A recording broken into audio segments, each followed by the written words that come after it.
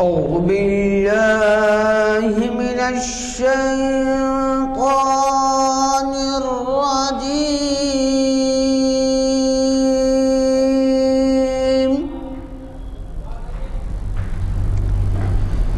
بسم الله الرحمن الرحيم.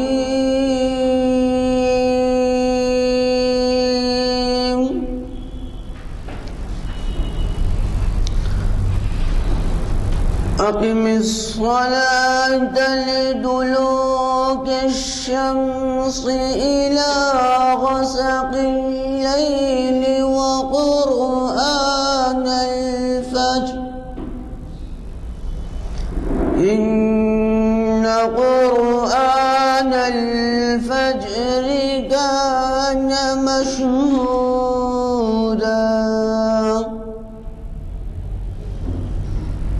ومن الليل فتهجد به نافلة لك عسى أن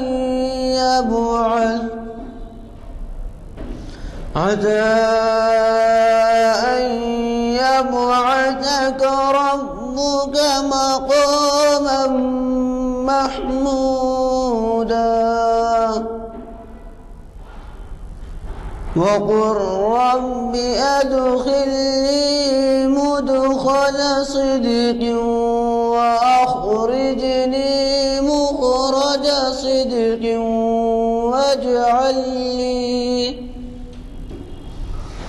واجعل لي من لدنك سلطانا نصيرا وقل جاء الحق وزهق الباطل إن الباطل كان زهوقا وننزل من القرآن ما هو شفاء ورحمة للمؤمنين ولا يزيد الظالمين إلا خسارا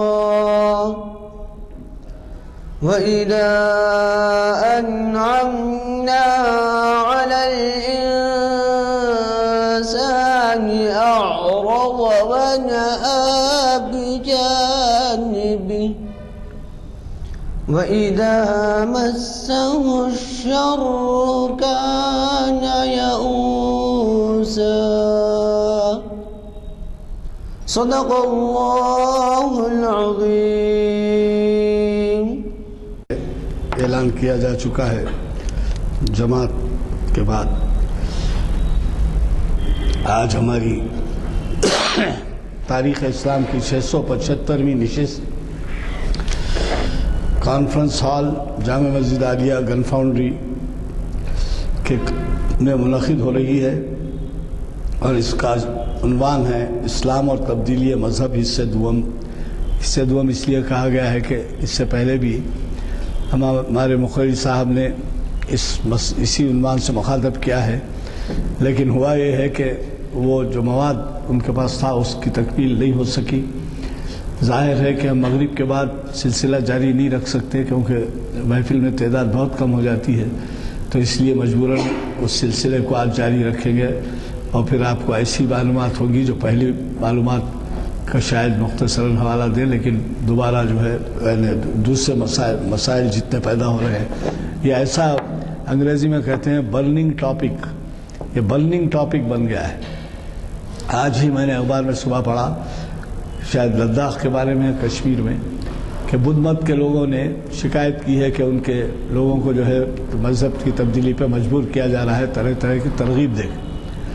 خیر آپ کو تو معلوم ہے ایک لہر ایسی بھی چل رہی ہے کہ جو کشمیری پنڈت یہاں انڈیا آ گئے ہیں ان کو جو ہے دوبارہ بسایا جائے، اور اس کے لیے بھی بہت سے اقدام کیے جا رہے ہیں. اب معلوم نہیں کون اس کے پیچھے ہے، لیکن یہ ہے کہ تبدیلی مذہب بہت ہی آج کا ایسا عنوان ہے، اہم عنوان ہے، جس کے بارے میں ہم نہ صرف اپنے لیے معلومات رکھنا ضروری ہے، بلکہ اپنے ارد گرد ماحول میں. ایک بات مجھے یاد آئی، میں آپ کو بتاتا ہوں. ہمارے خاص طور پہ آج کے مخیر صاحب کی توجہ اس طرف مبذول کرواؤں گا. حیدرآباد کے ایک بہت بڑے صحافی پاکستان چلے گئے تھے، اس کے بعد شاید وہاں اخبار نکالے اور کامیاب رہے. اس کے بعد امریکہ چلے گئے، تو امریکہ میں شاید ان کا اخبار سب سے زیادہ اردو اخبار اس کا سیل ہے. وہ حیدرآباد آئے ایک دفعہ، تو اردو ہال میں ان کا استقبال کیا گیا، اور وہ استقبال میں انہوں نے یہ کہا کہ صاحب اسلام بڑی تیزی سے پھیل رہا ہے امریکہ میں. خیر، خطاب کے ختم پہ اس سوال جواب کا موقع ہوا، تو میں نے ایک سوال کیا ان سے کہ صاحب پھیل رہا ہے، آپ یہ تعداد تو بتائیں کہ اتنے لوگ مسلمان ہوئے، اتنے اسلام قبول کیے، لیکن یہ نہیں بتائیں کہ کتنے مسلمان دوسرا مذہب قبول کر رہے ہیں.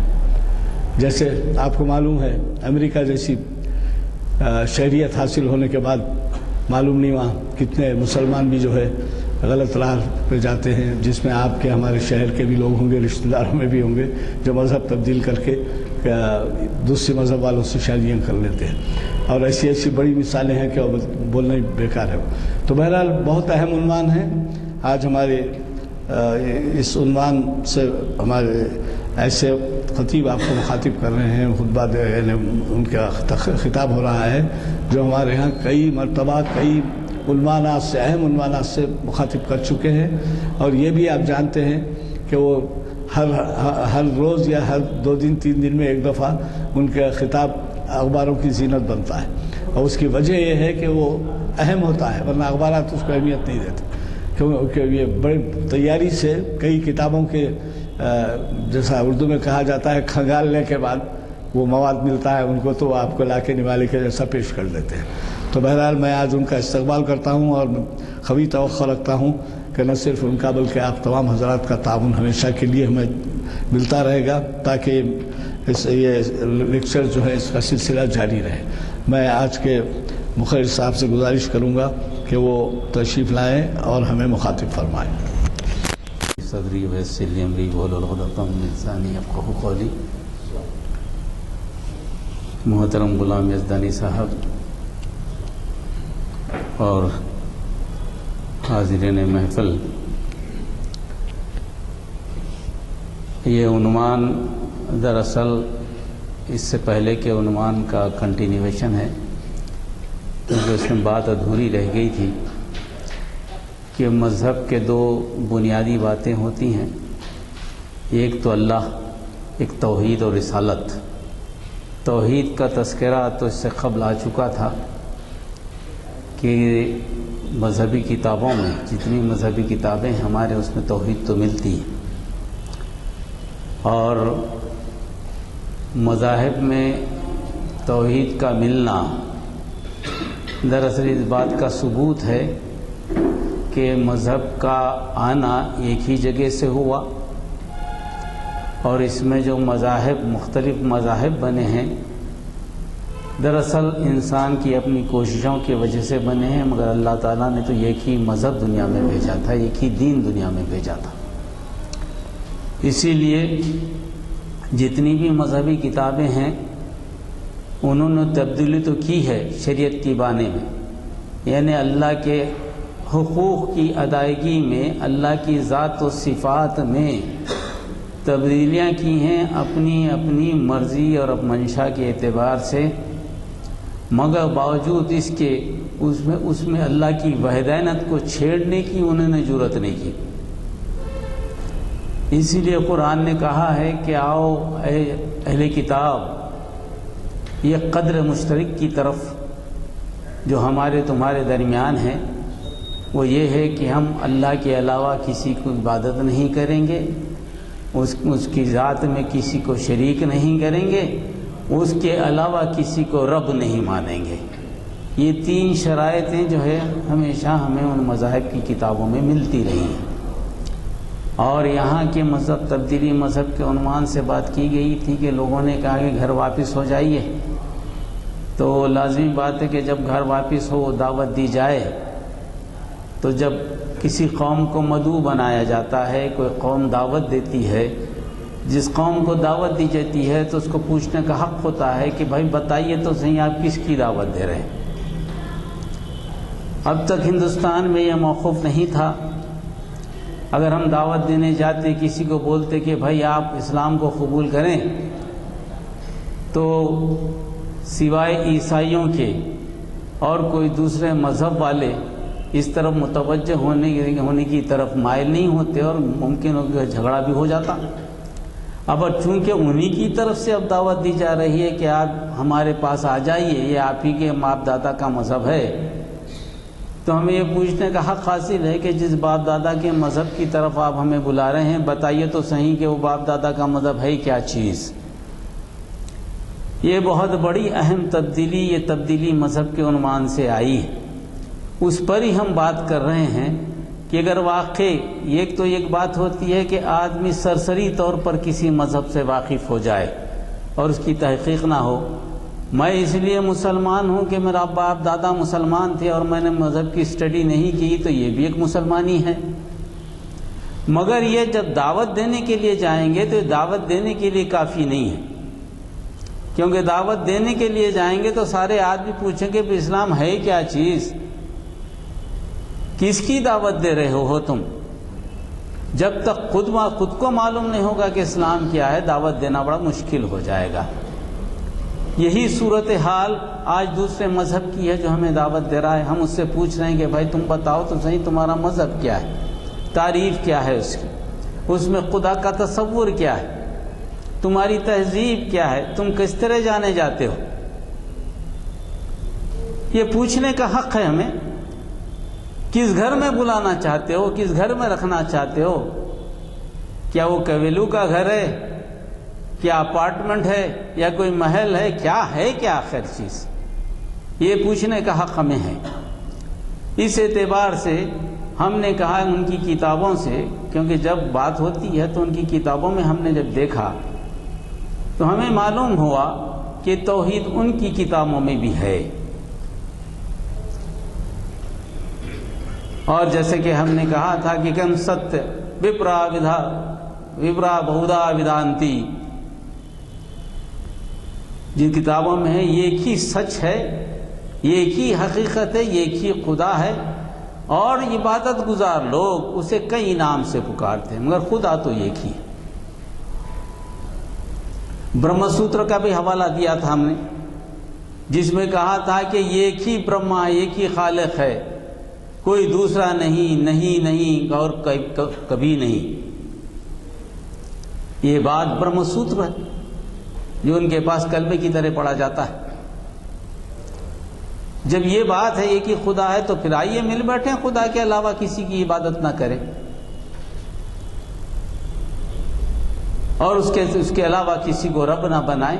یہ بات ہم نے کی تھی، اور اس کے بعد خدا کو مختلف ناموں سے پکارنے کے بھی حوالے دیے تھے۔ رگ وید کے حوالے آپ کو دیے گئے تھے، اس کے نمبر بھی شاید آپ کے پاس ہوں گے، جس میں کہا گیا تھا کہ اللہ کے مختلف نام انہوں نے دے رکھے ہیں۔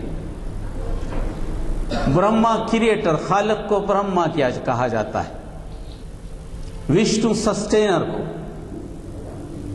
رب کو، اور شیو جو ہے نا ڈسٹرائر کو۔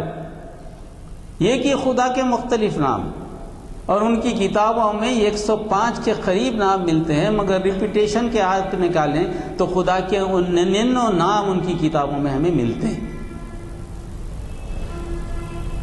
تو اس طرح سے کچھ قدر مشترک مذاہب میں بنتا ہے۔ آج کی محفل میں ہم یہ دیکھیں گے کہ ہر کتابوں میں قرآن نے کہا ہے جن لوگوں کو ہم نے کتابیں دی ہیں یا نبی کریم صلی اللہ علیہ وسلم، آپ اس کتاب کو اور آپ کو اس طرح پہچانتے ہیں جیسے کہ وہ اپنی اولاد کو پہچانتے ہیں۔ قرآن نے ایک بات کی، یعنی کتاب قرآن تصدیق کرنے کے لیے آئی ہے پرانی کتابوں کی، کہ پرانی کتابوں کو مسترد کرنے کی نہیں آئی۔ ہمارے ایمان کا جز ہے کہ ہم نہ صرف قرآن پر ایمان لائیں بلکہ اللہ کی بھیجی ہوئی ساری کتابوں پر ایمان لائیں جن سے ہم واقف ہیں، جن سے ہم واقف نہیں ہیں۔ اسی طرح سارے رسولوں پر ایمان لائیں جن کے نام ہمیں بتائے گئے، جن کے نام ہمیں نہیں بتائے گئے۔ یہ ہماری ایمان مشروط ہے۔ اگر ہم کسی نبی کا انکار کرتے ہیں دراصل سب نبیوں کا انکار کرتے ہیں، کسی کتاب کا انکار کرتے ہیں تو ساری کتابوں کا انکار کرتے ہیں۔ اس طرح قرآن مصدقا لما بین یدیہ، انہیں تصدیق کرنے کے لیے آیا ہے جو ان کی ہاتھوں میں ہے۔ جب یہ بات ہے، قرآن نے کہا ہے کہ اس کتاب کو آپ کو نبی کریم صلی اللہ علیہ وسلم اس طرح پہچانتے ہیں جیسے اپنی اولاد کو پہچانتے ہیں۔ تو اب اس کو ہم دیکھیں کیا نبی کریم صلی اللہ علیہ وسلم کا تذکرہ ان کتابوں میں ہمیں ملتا ہے؟ اس سے پہلے نبی کریم صلی اللہ علیہ وسلم کی ذات مبارک اور مقام مرتبہ قرآن نے کیا بتایا، ذرا اس کو سمجھ لیں۔ قرآن نے ہی کہا، جب حالات بگڑے، حالات مختلف ہونے لگے، ایسا معلوم ہوا کہ اسلام کو پھیلانا دشوار ہو جائے گا، نبی کریم صلی اللہ علیہ وسلم کے تعلق سے قرآن کی آیت آئی تھی، وہ یہ اللہ اور ملائکہ رسول اکرم صلی اللہ علیہ وسلم پر درود بھیجتے ہیں، اے مسلمانوں تم بھی نبی کریم صلی اللہ علیہ وسلم کو درود بھیجو اور سلامتی بھیجو۔ یہ مقام و مرتبہ کسی نبی کو نہیں دیا گیا، یہ مقام نبی کریم صلی اللہ علیہ وسلم کو دیا گیا۔ آپ کو رحمت للعالمین کہا گیا، کسی نبی کو رحمت للعالمین نہیں کہا گیا۔ آپ کو قرآن دی گئی، ایسی کتاب جو قیامت تک رہے گی، کوئی کتاب قیامت تک رہنے والی نہیں ہے، قرآن رہے گی۔ آپ کو جو شریعت دی گئی وہ قیامت تک رہے گی۔ آپ کی جو امت ہے وہ امت کا آدھا نصف حصہ جنت میں رہے گا۔ آپ کو دوسرے انبیاء پہ جو فضیلت دی گئی تھی ان میں ایک فضیلت یہ بھی تھی کہ کم الفاظ میں بڑی بات کا کہنا، مختصر الفاظ میں سمندر کی گہرائی کی بات کر دینا۔ آپ کو جو بات دی گئی تھی روب دار چہرہ، آپ کو جو بات دی گئی چمکدار روشن چہرہ، آپ کو جو تعلیم دی گئی تھی اس سے ظلمتیں بھاگ جاتی، نور ہی نور آ جاتا۔ آپ کی تعلیم ہر گھر پر پہنچنے کی جو ضمانت دی گئی تھی، دنیا میں کوئی گھر ایسا نہیں رہے گا جہاں نبی کریم صلی اللہ علیہ وسلم کا نور نہیں پہنچے گا۔ یہ تمانیت آپ کو دی گئی۔ آپ کی صفات بتائی، ایک ہی وقت میں آپ پیغمبر وقت ہیں، ایک ہی وقت میں ایڈمنسٹریٹر ہیں، ایک ہی وقت میں باپ ہیں، ایک ہی وقت میں نبی ہیں۔ یہ ہر یعنی انسان کے جتنے کردار ہو سکتے ہیں، جائز کردار جو اخلاق و اعتبار سے رہنمائی کا باعث بنتا ہے، وہ سارے کے سارے کردار نبی کریم صلی اللہ علیہ وسلم کو دیے گئے ہیں۔ یہ فضیلت کسی نبی کو نہیں دی گئی۔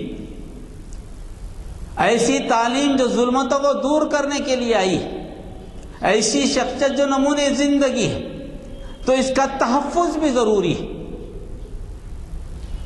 اگر اس کا تحفظ نہ ہو، اس کتاب کا تحفظ نہ ہو، پھر دنیا میں ظلمتیں کیسے جائیں گی؟ اندھیروں کو کیسے دور کیا جائے گا؟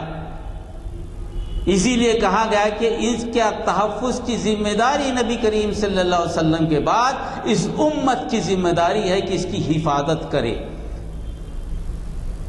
کتاب پہ حرف نہ آنے دے، نہ نبی کریم صلی اللہ علیہ وسلم کی ذات مبارک پر حرف آنے دے۔ یہ ذمہ داری اس امت کی ہے۔ اگر یہ امت ذمہ داری کو نہیں نبھائے گی تو یقیناً اس کے بجائے دوسری امت کو کھڑا کیا جائے گا۔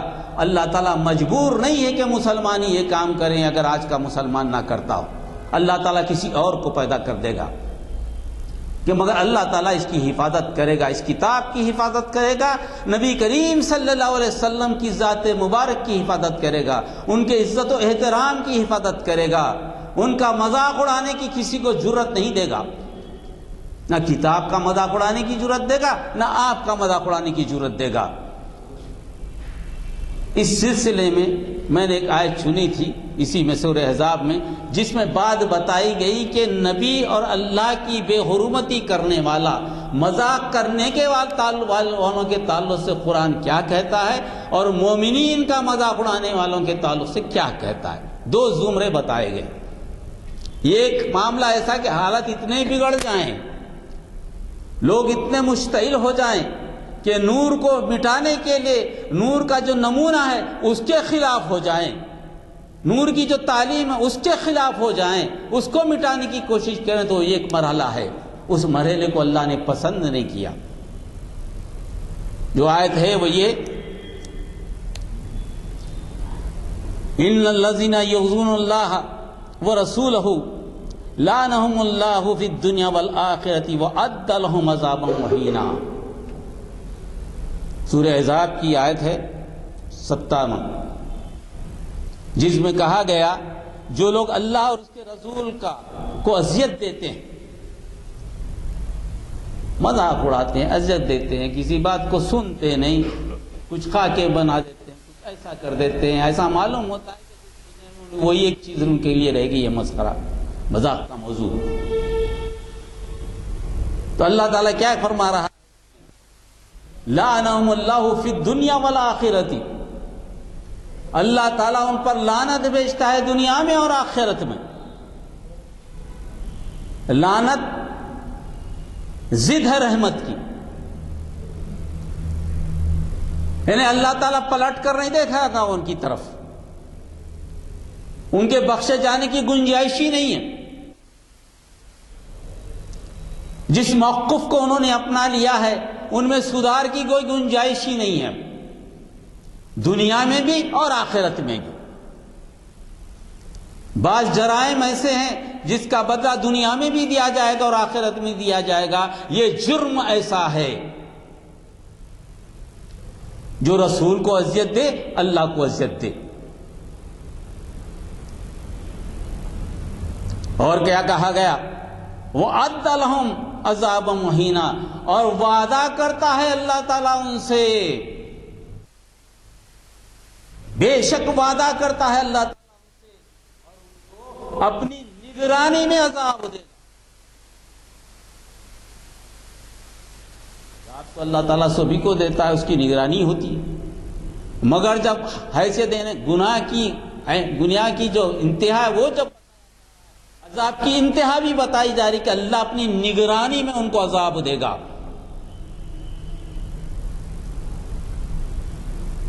یہ کیفیت ہے۔ جب یہ کیفیت سامنے آتی ہے، اس کیفیت سے بچنا مسلمانوں کے لیے بھی ضروری، مسلمانوں کے لیے ضروری ہے۔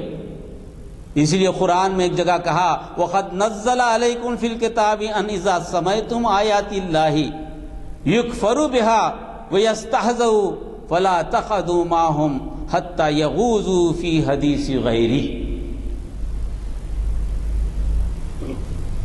إِنَّكُمْ إِذَا مِثْلُهُمْ إِنَّ اللَّهَ جَامِعُ الْمُنَافِقِينَ وَالْكَافِرِينَ فِي جَهَنَّمَ جَمِيعًا۔ یہ عمل جو آپ کو کرنا ہے قرآن کی آیات بتاتی ہے کیا ہے۔ اللہ اس کی کتاب میں تم کو پہلے ہی حکم دے چکا ہے، اللہ نے اس کتاب میں تم کو پہلے ہی حکم دے چکا ہے، جہاں تم سنو کہ اللہ کی آیت کے خلاف کفر بکا جا رہا ہے، جہاں تم سنو کہ اللہ کی آیات کے تعلق سے خلاف کفر بکا جا رہا ہے، ان کا مذاق اڑایا جا رہا ہے، وہاں نہ بیٹھو، وہاں نہ بیٹھو، وہاں سے دور ہٹ جاؤ۔ یہ تمہارا کام نہیں ہے۔ اللہ کی آیات کا مذاق اڑایا جائے، اللہ کی آیت جس کے ذریعے بھیجی اس کا مذاق اڑایا جائے، وہاں نہ بیٹھو۔ تم سے جو ہو سکتا ہے، جس قسم کا احتجاج ہو سکتا ہے، وہ احتجاج کرنے کا تمہیں اختیار دیا گیا ہے۔ کب تک؟ جب تک کہ وہ لوگ دوسری باتوں میں نہ لگ جائیں، اس کو چھوڑ کر الگ نہ ہو جائیں۔ اب اگر تم ایسا نہ کرو تو اللہ تعالیٰ کیا کہتا ہے؟ تو اللہ تعالیٰ کیا سمجھے گا؟ تم بھی انہی کی طرح ہو۔ اگر تم ایسا نہ کرتے ہو تو تم بھی انہی کی طرح ہو۔ یہ بات ہمیں سوچنے کی قابل ہے، اس بات کی طرف ہمیں توجہ دینا ہے۔ جس ماحول سے ہم گزر رہے ہیں اس ماحول پہ ہمیں غور و فکر کرنا ہے کہ ہم ایسے ہی نہیں بیٹھ سکتے، ہمیں کچھ کرنا ہے تو کیا کرنا ہے۔ اور جو کہا گیا کہ یقین جانو کہ اللہ منافقوں اور کافروں کو جہنم میں ایک جگہ جمع کرنے والا ہے، یعنی ایسا کرنے والا منافقوں کی صورت میں ظاہر ہوگا۔ یہ کام ہمیں کرنا ہے۔ اس کے ساتھ ہی کام کرنے جب آپ آگے بڑھیں گے تو لازمی بات ہے کہ مرحلہ مشکل ہے، کوئی آسان مرحلہ نہیں ہے۔ یہ دنیا آزمائش کی جگہ ہے۔ جب آپ جنت کے مستحق ہیں، جب ہم امت بنائے گئے تو کوئی آسان مرحلہ تو آپ کے سامنے نہیں ہے۔ آپ کو منصوبہ بندی کرنی پڑے گی، اس میں مشکلات آئیں گی، وہ مشکلات میں آپ کو گزارا جائے گا، آزمائش میں گزارا جائے گا، ہر قسم کا نقصان ہو سکتا ہے، مگر ایک طمانینت قرآن مجید نے پھر دی ہے۔ دنیا میں اگر آپ کے ساتھ مشکلات پیش آ جائیں، کچھ بھی ہو جائے، تو ایک آیت میں یہ کہا گیا والذین یؤذون المؤمنین والمؤمنات بغیر ما اکتسبوا فقد احتملوا بہتانا واثما مبینا۔ ان حالات میں جب تم گزرتے ہو تو جو لوگ مومنوں اور مومنات، مومن مرد اور مومن عورتوں کو اذیت پہنچاتے ہیں، حالانکہ انہوں نے کچھ نہیں کیا، اللہ کا کلام بتایا، حق جو ہے حق ثابت کرنے کی کوشش کی، لوگوں کو ظلمتوں سے نکالنے کی کوشش کی، لوگوں کو ہدایت دینے کی کوشش کی، وہ جہنم کی طرف جا رہے ہیں ان کو پکڑ پکڑ کر جنت کی طرف لانے کی کوشش کی۔ انہوں نے کوئی اپنی ذات کے لیے کوئی کوشش نہیں کی، ان کو بچانے کی کوشش کی۔ ایمان والا تو دوسروں کو بچاتا ہے، دوسروں کو بچانے میں اپنا بچاؤ سمجھتا ہے، دوسروں کو دھوکہ نہیں دیتا، دوسروں کو دوزخ میں نہیں ڈالتا، دوسروں کو ہلاک نہیں کرتا، دوسروں کو ہلاکت سے بچاتا ہے، یہ اس کا کام ہے۔ باوجود اس کے اگر اس پہ الزام رکھا جائے، اس پہ ہلاک کیا جائے، اس کو اس کے عمل کو جرم بنا دیا جائے، تو یہ اس پہ بہتان ہے، اور اس میں مبنا واضح طور پر گناہ ہے، صریح گناہ ہے، یہ اس سے بچ نہیں سکے گا۔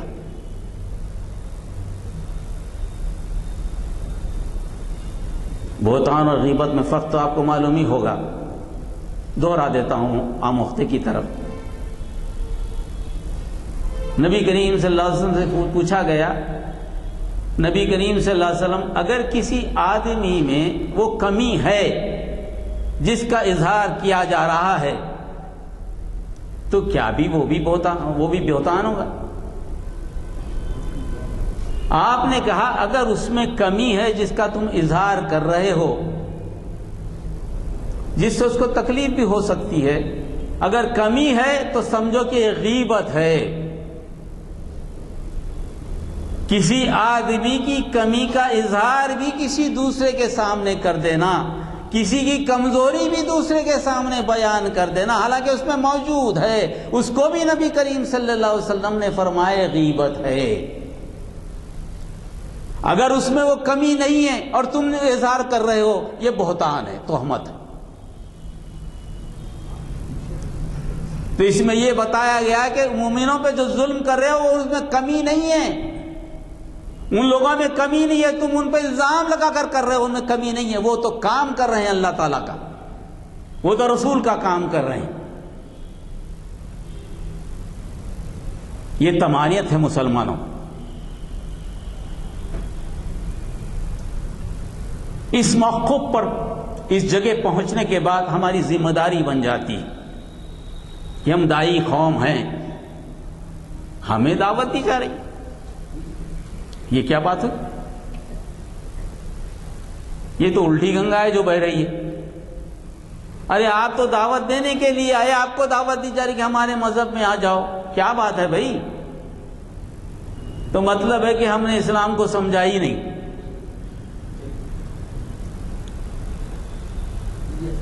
اب اسلام کو سمجھنے کی ضرورت ہے۔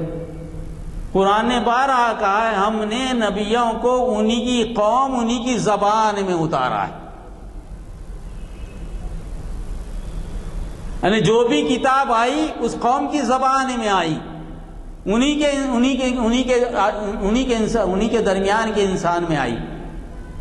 اب جس قوم کو آپ دعوت دینا چاہ رہے ہیں ان کی زبان کیا ہے، ان کا کلچر کیا ہے، ان کی مذہبی کتاب کیا ہے، یہ علم تو آپ کو ہونا چاہیے نا داہی کے اعتبار سے۔ اگر یہ علم نہیں ہے تو آپ دعوت کے مرحلے کو سمجھے نہیں، ہم نہیں سمجھے۔ تو ہندوازم کیا ہے ہمیں سمجھنے کی اب ضرورت ہے۔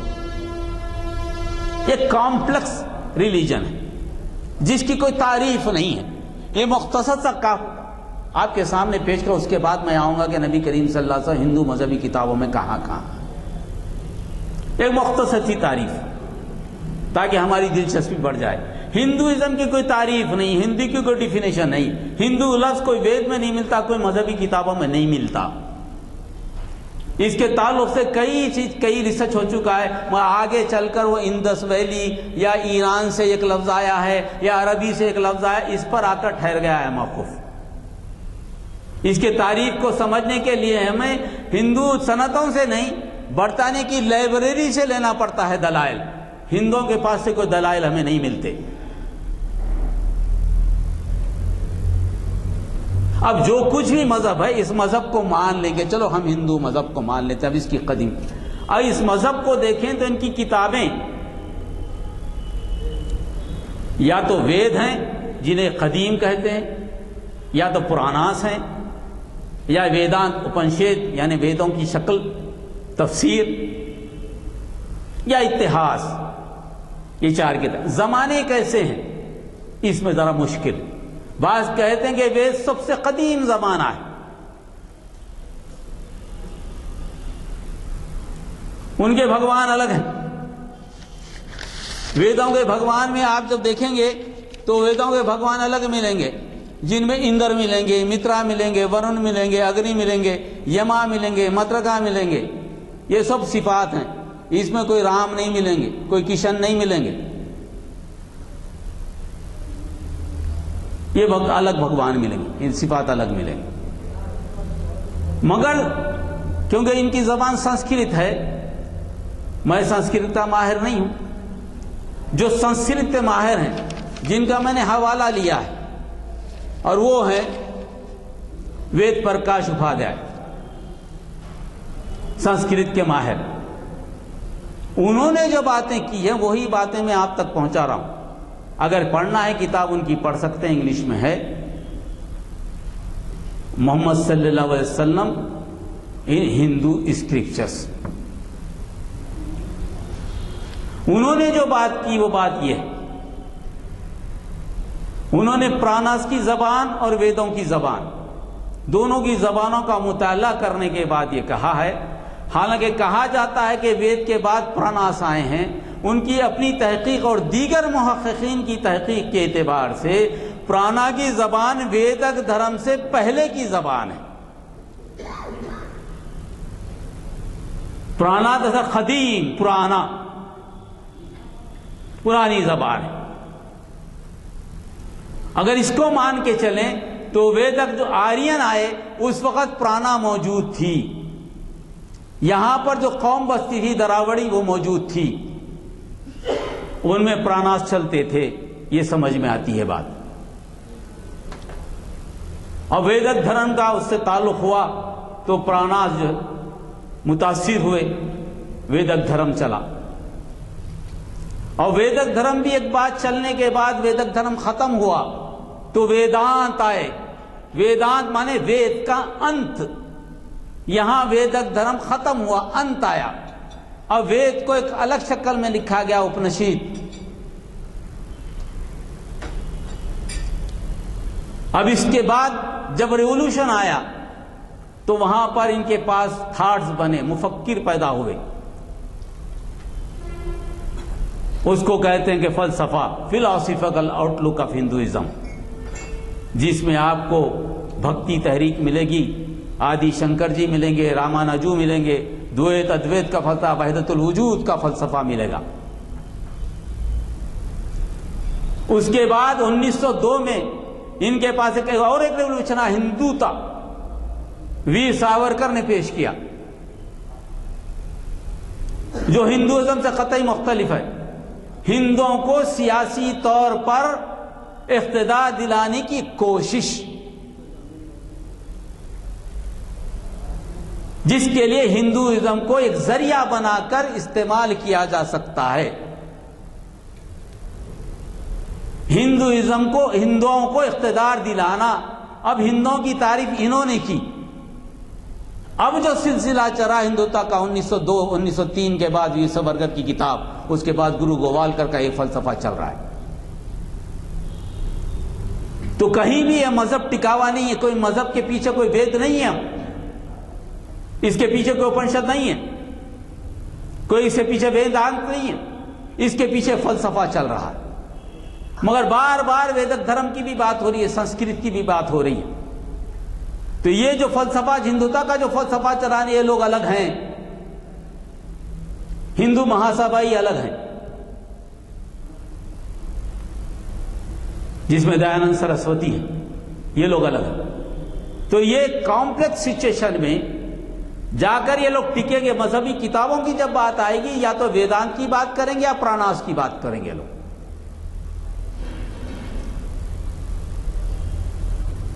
اس مرحلے پر سب سے قدیم ان کے پاس جو ہے رگ وید ہے، اس کے بعد یجروید ہے، اس کے بعد سام وید ہے، اس کے بعد اتھر وید ہے. 4 وید. رگ وید بنیادی طور پر کتاب ہے، اس کے بعد کی ویدیں الگ ہیں. اب رگ وید میں کیا نبی کریم صلی اللہ علیہ وسلم کا تذکرہ ہے؟ یجروید میں ہے، سام وید میں ہے، اتھر وید میں ہے، کیونکہ بنیادی کتاب ہے ان کی. ہمارے وید پرکاش اپادھیائے نے کہا ہے کہ 4 ویدوں میں متعدد بار نبی کریم صلی اللہ علیہ وسلم کا تذکرہ ہمیں ملتا ہے. یہ ایک بار نہیں، کئی مرتبہ ملتا ہے. ویدر لفظ ہے نراشنس، نر کے معنی آدمی، شنس کے معنی تعریف کیا گیا.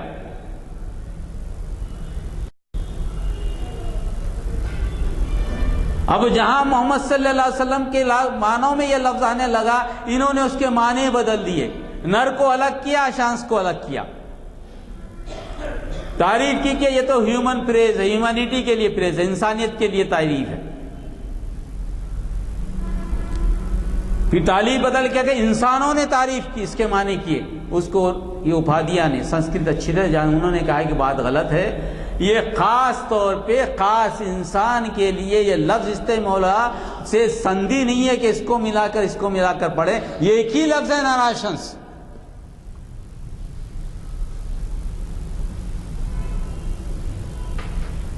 The man who is praised، محمد کے معنی میں لفظ ہے. اس کا حوالہ انہوں نے دیا.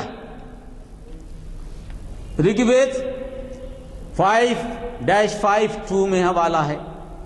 اگر میں حوالے دے دوں یہاں سے تو میرے پاس تقریباً 11 حوالے ہیں رگ وید، جن میں ناراشنس کی موجود ہے. رگ وید مذہبی کتاب، اور ان کے صفات بتائے گئے. کیا صفات ہے؟ رگ وید میں صفات بتائے گئے وہ کوی ہوں گے، یعنی اللہ کی نالج انہیں ملے گی.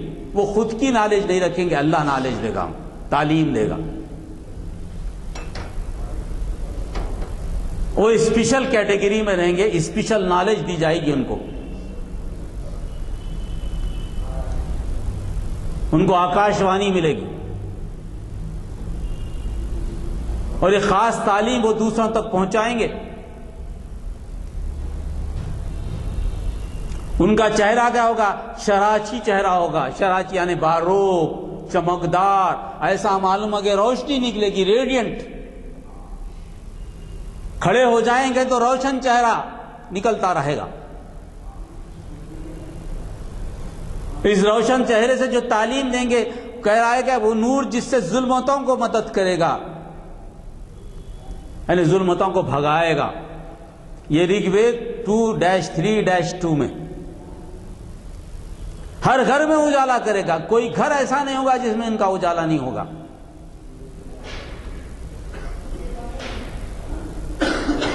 پرتی دھرما نننجا، یعنی ہر گھر میں روشنی ہوگی۔ اور رگ وید 1:106 اور 4 میں لکھا ہے کہ یہ آئیں گے گناہ کو مٹانے کے لیے۔ ان کا کام کیا ہوگا؟ گناہوں کو مٹانے کے لیے۔ اس لیے رگ وید میں خاص دعا رشیوں نے کی، ہر پیغمبر نے دعا کی رگ وید کے۔ اس کے بعد کہ ہر پیغمبر نے کیا کہ اللہ تعالیٰ اس ناراشنس کو جلد سے جلد بھیج، تاکہ دنیا سے اندھیرا چلا جائے، تیرا نام چلے، تیرا ہی کام چلے، ہر طرف نیکی ہی نیکی پھیلے، اس ناراشنس کو جلد سے جلد بھیج۔ یہ خاص دعا ہر رشی نے کی۔ رگ وید اس کی تائید کرتا ہے۔ اتھر وید تو اور تفصیل بتاتا ہے۔ رگ وید کے بعد کے کئی زمانے کے بعد اتھر وید آیا۔ اس نے تو نبی کریم صلی اللہ علیہ وسلم کو اور خلاصہ کر دیا۔ اس سے کہا کہ وہ اونٹ کی سواری کریں گے۔ اتھر وید کا حوالہ 127-2، وہ اونٹ کی سواری کریں گے، ان کے 12 ازواج مطہرات ہوں گے۔ یہ اتھر وید میں آج بھی موجود ہے، کبھی بھی نکال کے دیکھ سکتے، کوئی بھی دیکھ سکتا ہے، نکالا نہیں گیا، آج بھی موجود ہے۔ میں ریفرنسز دیکھ کے آ کے آپ کے سامنے بات کر رہا ہوں۔ اور اتھر وید کے اس کے بعد کے منتر میں 10-127-3 میں رسول اکرم صلی اللہ علیہ وسلم کے مکے کے حالات کو تفصیل سے بیان کیا گیا، نبی کریم صلی اللہ علیہ وسلم کے مدینے کے حالات کو تفصیل سے بیان کیا گیا، فتح مکے کو بیان کیا گیا۔ کیا کہا گیا؟ 10 سونے کے سکوں سے ان کی مدد کی جائے گی، سجایا جائے گا ان کو، 100 سونوں کے سکوں سے۔ اصحاب صفا کی تعداد کتنی تھی؟ 100۔ 10 ہار ان کے گلے کو سجائیں گے، نیکلس بنیں گے۔ عشر مبشرہ 10 ہے۔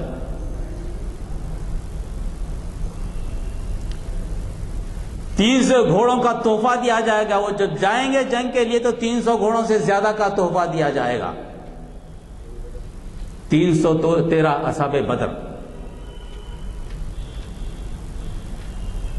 10,000 گایوں کا بھی تحفہ دیا جائے گا ان کو۔ فتح مکہ کے وقت لشکر کی تعداد 10,000۔ یہ ان کی کتاب میں نبی کریم صلی اللہ علیہ وسلم کا تذکرہ۔ اب پراناس میں جائیں آپ، یہ تو وید پورا ہو گیا۔ اس کی تفصیل جاننا چاہیں تو تفصیل سے پھر کبھی بات کریں گے ہم، کیونکہ موقع نہیں ہے کہ میں پوری تفصیل، یہ کہ آپ کو ایک جسٹ دے دیتا ہوں تاکہ آپ کو پتہ چلے کہ ہندو مذہب سے کیسی گفتگو کی جا سکتی ہے، کس بنیاد پہ گفتگو کی جا سکتی ہے۔ کیونکہ بات کتابوں کی ہونا، ایک کتاب سے تعلق ہونا، میری کوئی رائے کی اہمیت نہیں ہے، کسی کی کوئی رائے کی اہمیت نہیں ہے۔ بات ہو تو کتاب سے ہو، کتاب کیا تصدیق کرتی ہے نہیں کرتی ہے، کسی کی رائے نہیں چلے گی۔ میں اس کو اچھا سمجھتا ہوں تو سمجھتا ہوگا تو میں قائل نہیں ہوتا نہ مائل ہوتا، کتاب کے حوالے تو مائل ہوتا ہوں۔ تو بات کریں تو کتاب کی کریں۔ کوئی آدمی بولے گھر واپس آ جاؤ تو آنے کو تیار ہے، میں گھر بتاؤ، گھر بتانے کے لیے کتاب چاہیے۔ یہ گھر یہ ہے بھائی تمہارا، تمہاری کتابوں کا گھر یہ ہے۔ اب اگر پراناس میں جائیں، اگر اس سے پہلے کا مذہب لے لیں، بات کا مذہب نہیں ہے، دیر کی بات ہے، پراناس میں جائیں تو بھگوت پراناس نبی کریم صلی اللہ علیہ وسلم کی صفات بتاتا ہے. ہاتھ میں تلوار ہوگی اور سفید براق پہ ہوں گے، سفید گھوڑے پہ ہوں گے. آپ کو تعجب ہوگا، وشنو مندر ہے آندھرا میں ابھی بھی،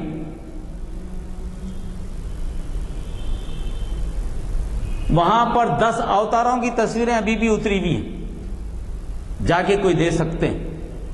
کال کی اوتار کی جو تصویر ہے اس میں سفید گھوڑے پر تلوار لے کے کسی کو بٹھایا گیا تصویر ہے. اس میں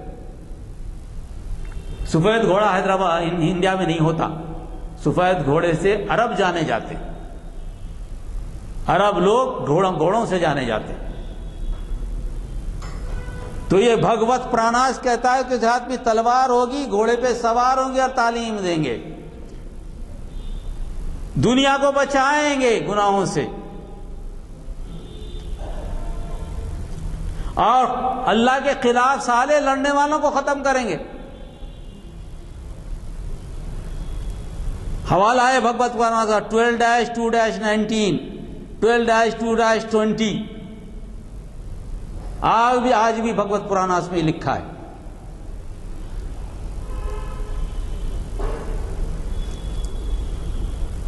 اب کالکی پراناس، کیونکہ 18 پراناس ہیں، اس میں سے 2 پراناس کا حوالہ دے رہا ہوں میں. کالکی پراناس یعنی انتم اوتار جو آنے والے ہیں، انتم اوتار کالکی پراناس میں ان کی کیا شبیہ بتائی گئی.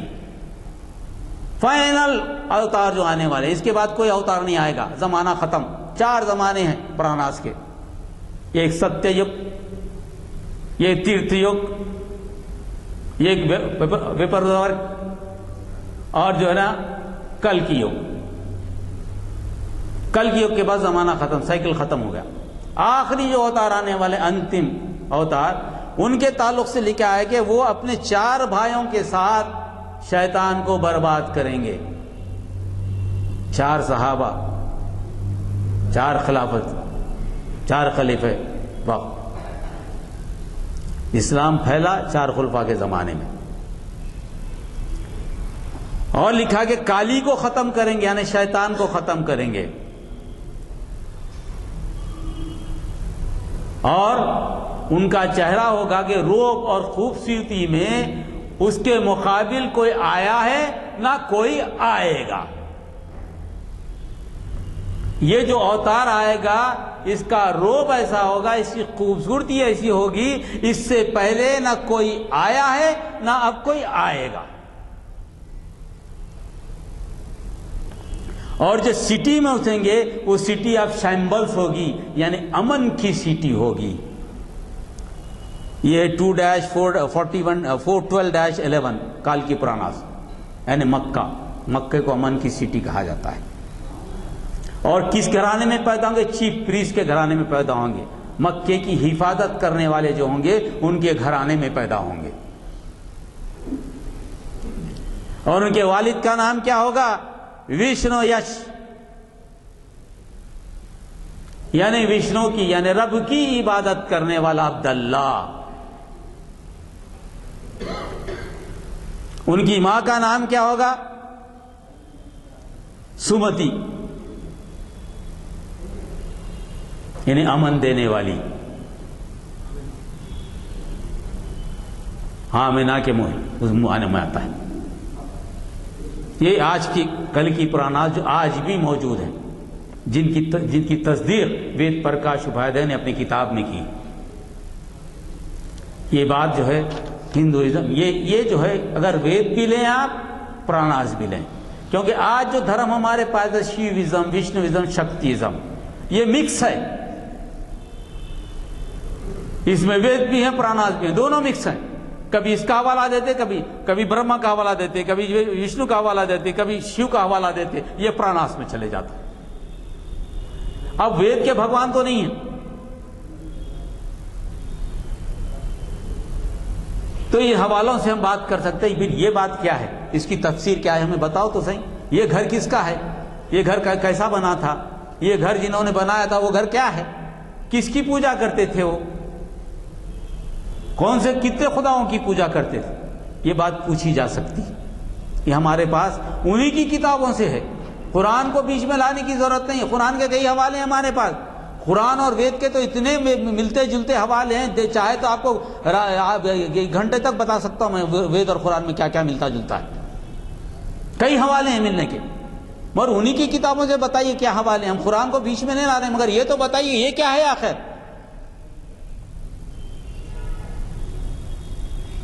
یہ کون ہے، آئے یا نہیں آئے کل کی؟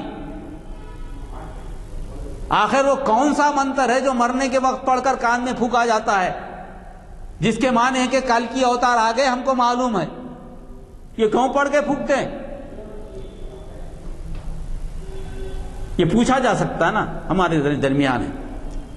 اگر آپ اس کے بعد بدھ مت میں بھی آئے، آپ ابھی بدھ مت کی بات کر رہے تھے. گوتم بدھ نے مرتے وقت اپنے سب سے اہم شاگرد نندا سے کہا، گوتم بدھ نے کیا کہا میں آپ کے سامنے پڑھ دیتا ہوں. انہوں نے کہا نہ میں پہلا بدھ ہوں نہ میں آخری بدھ ہوں. انتم بدھ آئے گا جو حق کی تعلیم دے گا، خیرات کرے گا، خالص پاک دل و صاف علم و عقل انسانیت کا قائد اور رہنما ہوگا. اس کا نام میتریے ہوگا.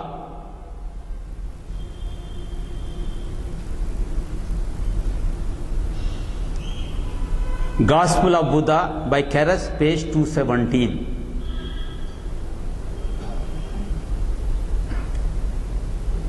میتریے کے معنی ہے مرسیفل،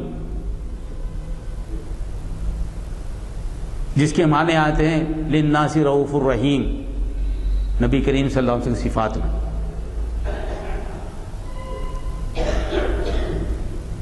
یہ بات بدھ مت سے ہم کو ملتی ہے. اگر بھائی ہمارے عیسائی بھائی کہیں عہد نامہ قدیم ڈیٹانومی 18:18 میں ہے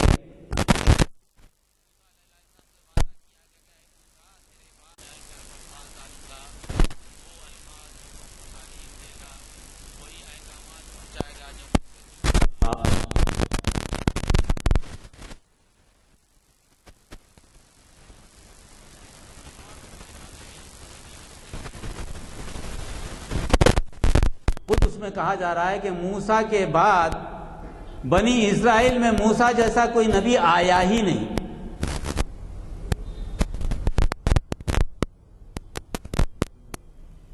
اس اعتبار سے اگر آپ دیکھیں تو موسیٰ علیہ السلام اس کی پیشین گوئی عہد نامہ قدیم کی جو ہے اس میں لکھا ہے کہ تیرے بھائیوں میں سے، مطلب یہ کہ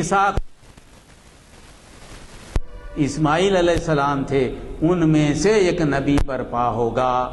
یعنی بنی اسرائیل میں سے نہیں، بنی اسرائیل میں سے پیدا کرنا ہو تو بنی اسرائیل تمہارے میں سے آئے گا. بڑا بنی اسرائیل کے کیا بھائی کیا ہیں؟ بنی اسماعیل. ان میں سے ایک نبی پیدا ہو.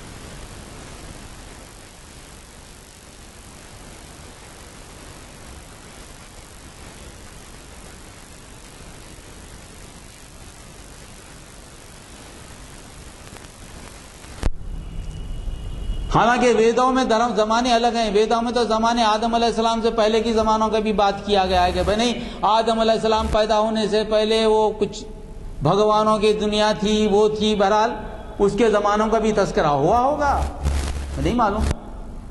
انسانوں کی ابتدا آدم علیہ السلام سے ہی، مگر اس سے پہلے یعنی فرشتوں کی تھی، شیطانوں کی تھی، بہرحال وہ راکشسوں، ان کے جھگڑے وغیرہ، وہ لمبا سلسلہ ہے. پھر کبھی بات ہو تو ہندوازم کی ابتدا کریں گے کہاں سے ہے، کہاں سے شروع ہوئی، کہاں پر ختم ہوئی، پھر ہم کو سمجھنے کو موقع ملے گا. کبھی ہندو مذہب پہ ایک ٹاپک رکھیں گے کہ ایک زمانہ وہ کون سا زمانہ تھا، ویدک زمانہ کون سا تھا، ویدانت کا زمانہ کون سا ہے. ایک ایک زمانے کے ایک چیپٹر رکھے تو ہم ہندو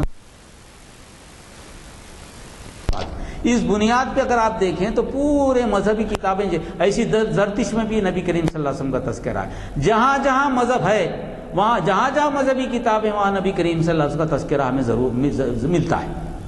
اس سے کیا پتہ چلتا ہے؟ اس سے پتہ چلتا ہے کہ نبی کریم صلی اللہ علیہ وسلم ہر کتاب کا حصہ رہے. کوئی کتاب ایسی نہیں ہے جو نبی کریم صلی اللہ علیہ وسلم کے ذکر سے خالی ہے. یوں کہا جائے کہ کوئی کتاب اگر نبی کریم صلی اللہ علیہ وسلم کے ذکر سے خالی ہے تو وہ مذہبی کتاب نہیں ہے.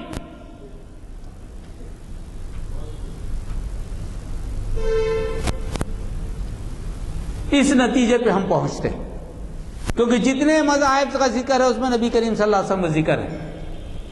اگر کسی مذہبی کتاب کی تائید کرنا ہے، مذہب سے کوئی تعلق رکھتا ہے، اس میں نبی کریم صلی اللہ علیہ وسلم کا ذکر ڈھونڈنا ہی پڑے گا، آپ کو ملے گا ضرور. نہیں ملے گا تو کتاب مذہبی نہیں.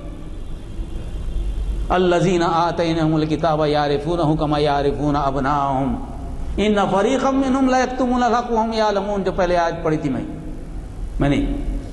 جن لوگوں کو ہم نے کتاب دیے تھے یا نبی، اس کتاب کو اور آپ کو اس طرح پہچانتے ہیں جیسے اپنے اولاد کو پہچانتے ہیں. ان میں کا ایک فریق جو سمجھ بوجھ رکھتا ہے، جو تعلیم رکھتا ہے، جو علم ہے، اہل علم کہلاتا ہے، وہ اسے جان بوجھ کر لوگوں سے چھپاتا ہے. اسی لیے جتنے ہمارے درمیان ہیں، جیسا کہ پوپ نے کہا پرسوں کہ بھائی مذہب کو نہیں ملانا چاہیے، آزادی ایکسپریشن میں مذہب نہیں آنا چاہیے. اب اگر یہ سب چیزیں ہیں، نبی کریم صلی اللہ علیہ وسلم ان کتابوں کا حصہ ہیں، اگر لوگ قرآن مجید اور نبی کریم صلی اللہ علیہ وسلم کے تعلق سے نعوذ باللہ کی ظلمات کو ایسے کلمات کہتے ہیں، کوئی مذاق کی بات کرتے ہیں، دراصل وہ اپنی کتابوں کا بھی مذاق اڑاتے ہیں، اپنے مذہب کا بھی مذاق اڑاتے ہیں، کیونکہ ان کے مذہب میں نبی کریم صلی اللہ علیہ وسلم ہے اور یہ ان کو انجانے میں کرتے ہیں. بیچاروں کو معلوم نہیں کہ کیا کر رہے ہیں، جانتے بوجھتے ایسا سودا کر رہے ہیں. اولئک الذین اشتروا بالحیات الدنیا والآخرہ. یہ بات ہے. اس زمانے میں اس بات کو ذہن میں رکھیں تو تبدیلی مذہب کو سمجھ کر تبدیلی مذہب کے تعلق سے ہمیں کیا حکمت عملی اختیار کرنا ہے، اس کے لیے میں نے خاکہ دیا ہے. انشاءاللہ کبھی موقع ملا تو ذرا تفصیل سے ایک موضوع پہ بات کریں گے، مگر خاکہ تو آپ کو مل گیا ہے. جن کو دلچسپی ہے ضرور اس کتاب کو پڑھیے. وید پرکاش اپادھیائے کی بہت ضروری کتاب ہے. ایک آپ کو گلمسز مل جائیں گے. اس کے بعد اگر چاہیں آپ تو وید خریدیں، وید پڑھیں. دوسری کی بہت ساری کتابیں آ گئی ہیں، ہندی میں بھی آ گئی، انگلش میں بھی آ گئی. اس سے آپ کو اس مذہب کو سمجھنے اور اس کے ساتھ ان کو دعوت دینے کا موقع ملے گا. ہم دائی بنا کے بھیجیں ہیں. مدعو کب سے ہو گئے؟ انشاءاللہ. اللہ سے دعا ہے کہ اللہ تعالی ہم کو آپ کو اس کی توفیق عطا فرمائے، اور اللہ تعالی ہم کو یہ جو ذمہ داری ڈالی اس کو پورا کرنے کی صلاحیت دے. ربنا لا تزغ. سوال کا آپ جواب دیں گے، اور اگر جواب نہ دے سکے تو نماز کے بعد بھی ہو سکتا ہے. فرانس میں جو کچھ ہو رہا ہے، کیوں ہو رہا ہے، اس کا جواب کیسے دیں؟ اب یہ لمبی طویل بحث ہے. خیر مجھے کچھ اعلان کرنا ہے تو ضروری ہے، اذان کا وقت ہو رہا ہے. ایک تو یہ کہ ماشاءاللہ سے آج اندازہ ہو رہا ہے کہ عنوان اتنا دلچسپ تھا کہ حاضرین کی تعداد عام طور پر جو ہوتی ہے اس سے کہیں زیادہ ہے. پھر بھی ہم مطمئن نہیں ہیں. جتنی تعداد زیادہ ہو اتنا منتظمین کے لیے ہمت افزائی کا باعث ہوتی ہے. دوسرے یہ کہ نئے بلیٹنز چھپ کے آگے ہیں. میں نے پہلے ہی کہا ہے کہ آپ ہمارے سفیر بن جائیں. 2-2 4-4 بلیٹنز جو ہے اپنے گھروں کے مسجد کے پاس لگائیں، لوگوں کو ترغیب بھی دیں کہ بھئی ایسے محفل اٹینڈ کریں. کیونکہ ٹی وی کے سامنے بھی وقت نکل جاتا ہے، کھیل کود میں بھی نوجوانوں کا، مگر نوجوانوں کی تعداد یہاں پہ کم نظر آتی ہے. دوسرے یہ کہ کل مسلم ایجوکیشن سوسائٹی کی ایک کانفرنس فیبرری میں ہو رہی ہے، جس کے سبجیکٹ کمیٹی کے لیے کل علی گڑھ کلب میں آصف پاشا کی صدارت میں میٹنگ ہے. آپ رکن بھی بن سکتے ہیں وہاں پہ، اور شاید وہ 1 سال کی فیس 200-250 کچھ رکھے ہیں. لیکن ایسی کانفرنس ہے، وہ ایسی نشست ہے جس سے آپ کو خوشی ہوگی کہ کیا کیا مسائل زیر بحث آئیں گے. اور ہندوستان میں ایک سب سے بڑی کانفرنس جو ہوئی تھی کالی کٹ میں ہوئی تھی، اس کے بعد حیدرآباد میں ہوئی تھی. پی کے عبدالغفور اس کے صدر تھے اس وقت، اور پھر اس کے بعد میڈم اندرا گاندھی کے صدارت میں ایک ہوئی تھی وہ تال کٹورا میڈم. تو ضرور کل 11 بجے 10:30 بجے آپ تشریف لائیں علی گڑھ کلب اور اپنا نام بھی درج کرائیں اور وہ 1 سال کے لیے رکنیت بھی کریں. آپ اپنی رائے بھی دے سکتے ہیں. دوسرے یہ کہ میں نے آپ سے پہلے ہی کہا ہے کہ یہ ہماری جو محافل ہے یہ آپ کی توجہ کی طالب ہے، اس وجہ سے کہ ہماری کوشش اس بات کی ہے کہ نوجوانوں کو زیادہ سے زیادہ اس میں شریک کیا جائے. ایک بات میں ہمیشہ کہتے آیا ہوں، آج تعداد زیادہ ہے مجھے دہرانے دیجیے. ایک دن میں 24 گھنٹے ہوتے ہیں اور ایک مہینے میں 720 گھنٹے ہوتے ہیں، اور 720 گھنٹوں میں ہم یہاں 12 گھنٹے کے محافل رکھتے ہیں. 12 گھنٹے بھی نہیں ہوتے، 1 گھنٹے سے کم ہوتے میں. وہ کیسے؟ ہفتے میں 3، 4 ہفتے میں 12. تو آپ 720 گھنٹے میں اگر 12 گھنٹے یہاں دیتے ہیں، ایک تو عصر کی جماعت ملتی ہے آپ کو، پھر موقع ملا تو مغرب کی جماعت. 5 جماعتوں میں 2 جماعت کی جماعت سے پڑھنے میں آپ کو کس قدر فائدہ ہے یہ سوچیے. ثواب کتنا ہے اور اس کا اجر کتنا ہے. اور پھر اس کے بعد آپ کو ایسے ماحول میں بیٹھنے کا موقع ملتا ہے. آپ یہ سیکھیے کہ ہمیں ہی نہیں بلکہ ان علماء کو جو تڑپتے ہیں اپنے علم کو پھیلانے کے لیے، اپنے معلومات کو عام کرنے کے لیے، ان کے لیے بھی ہمت افزائی کا باعث. کہا جاتا ہے کہ پل بھر کی صحبت علماء کی جو ہے کئی سال کی عبادات سب کے برابر ہوتی ہے. تو علماء کی صحبت کی اہمیت. تو اس سے مجھے قوی توقع ہے کہ آپ آئندہ اس کا خیال رکھیں گے. ابھی اس کے بارے میں کچھ مختصر وقت ہے تو جواب دے دیجیے سوچ صاحب کا. اس کے بعد دعا ہوگی اور اگر وقت ہو جائے بھائی وہ فرانس کے تعلق سے آپ نے بہت کچھ سنا ہوگا. عمر اس میں دیکھیے اسلام کی ہسٹری اٹھا کے دیکھیے، کبھی بھی اسلام نے دہشت گردی کا سہارا نہیں لیا. اسلام میں افواہ درگزر رہا. اسلام نے فتح ہونے کے بعد کبھی بھی بدلہ نہیں لیا. دہشت گردی تو دور کی بات ہے. اب یہ دہشت گردی کا لفظ جو استعمال ہوا ہے، دراصل ساری دنیا میں سارے نظام اب ناکام ہو چکے ہیں، اور اس کا تذکرہ ہمارے ہنٹنگٹن صاحب نے اپنی کلیش آف سویلائزیشن میں کر چکے ہیں. انہوں نے کہا کہ اب مغربی تہذیب کا زوال قریب ہے اور اس کو پھر ریوائیو نہیں کیا جا سکتا، اور اس کے مد مقابل میں جو تہذیب ابھرے گی وہ ابھرے گی اسلامی تہذیب. اور چونکہ اسلام میں مسلمانوں میں زیادہ تعداد یعنی 60% نوجوان ہیں، جبکہ دوسرے قوموں میں ضعیفوں کی تعداد 60% کی ہے. اس اعتبار سے آہستہ آہستہ یہ دنیا اسلام کے حوالے ہونے والی ہے. یہ ریچرڈ ہنٹنگٹن کی کتاب ہے. اس کتاب کے بعد جو کچھ واقعہ ہوئے ورلڈ ٹریڈ سینٹر کے، اس کے پیچھے ایک سیاست تھی، وہ تفصیل میں نہیں ہے، وہ ایک چیپٹر چاہیے، مگر میں آپ کو بتا دوں. وہاں پر یہودی چاہ رہے تھے کہ لیبرمین جو ہے نا الگور کے ساتھ وائس پریزیڈنٹ بن جائے.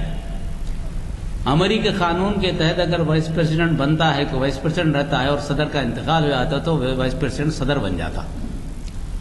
مسلمانوں نے امریکہ کے سمجھا کہ یہ تو پچھلے دروازے سے صدر بننے کی کوشش ہے، تو الگور کے خلاف ووٹ دیا مسلمان، جس میں بش کو کامیابی ملی. پہلی مرتبہ یہودی سازش ناکام ہوئی. وہ یہودی سازش ناکام ہونے کے بعد جو واقعہ پیش ہوا ورلڈ ٹریڈ سینٹر کا، یہودیوں نے دیکھا کہ آبادی جو مسلمانوں کی بڑھ رہی ہے وہ آبادی سیاسی طور پر ایک قطعی فیصلہ کرنے اختیار میں ہوگی. تو وہاں وہ ہوا جلال ختم کر دیتا ہوں نماز. اس کے بعد وہ اسی طرح فرانس میں مسلمانوں کی آبادی اتنی بڑھ رہی ہے کہ اس کی وجہ سے الیکشنز پہ اثرات پڑ رہے ہیں. تو یہاں آبادی کو ختم کرنے کے لیے ویسی قسم کا ایک واقعہ پیرس میں ہوا. اس کے پیچھے کون ہو سکتے ہیں یہ آپ خود اندازہ کیجئے کہ باضابطہ طور پر اتنی پلاننگ، اتنی اس سے جانا، اور فرانس کی اپنی سیکرٹ سروس کو نہ معلوم ہو کوئی بات، جو اندھیرے میں دیکھ رہی ہر چیز کو، اور وہ آج کہہ رہی کہ بھائی کوئی جا رہا، ہم کو معلوم نہ کوئی آدمی نہیں ہے وہاں پر. پہلے سے ہی جو ہے نا وہ جو گارڈ ہے وہ بلٹ پروف پہن کے ہے. گارڈ کو بلٹ پروف پہننے کی کیا ضرورت تھی؟ کئی ایسے سوالات اٹھے ہیں جس کے جواب ابھی تک نہیں ہے. تو اس لیے کہنا کہ بھائی یہ بات انہوں نے کی یہ بات سمجھ میں تو نہیں آتی. مگر یہ ہے کہ اسلام فوبیا ہے، اسلام سے خوف ہے ہر جگہ. کیونکہ اسلام کوئی بھی اخلاقی نظام، کوئی بھی جمہوری نظام اب جو ہے اسلام کو بدلنے کے موقف میں، اسلام کو روکنے کے موقف میں نہیں ہے. تو آنے سے پہلے جتنا ہو سکتا دباؤ، یہ کوشش کی جا رہی. اب اللہ کے فیصلے جو ہونا ہے ہوتا ہے، تو اس سے خوف زدہ ہونے کی ضرورت ہے نہیں. تو یہ تو 1857 ہمارے پاس تو 1857 سے گئی حکومت، 150 سال ہی چھوئے ہمارے ابھی جا کے. تو گھبرانے کی کوئی ضرورت نہیں، جو ہونا ہے ہوگا انشاءاللہ، اور انصاف کی بات ہوگی. جزاکم اللہ. اللہ حافظ.